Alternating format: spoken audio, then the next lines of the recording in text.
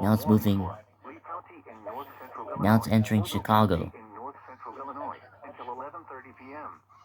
At 10:08 p.m., severe thunderstorms were located along a line extending from near Hanover to near Castleton, moving northeast at 40 miles per hour.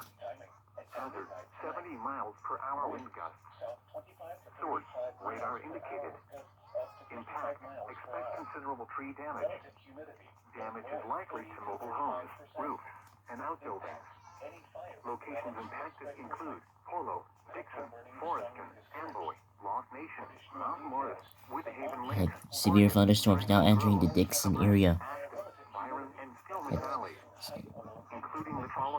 Severe thunderstorm warning is now entering the Chicago metro area.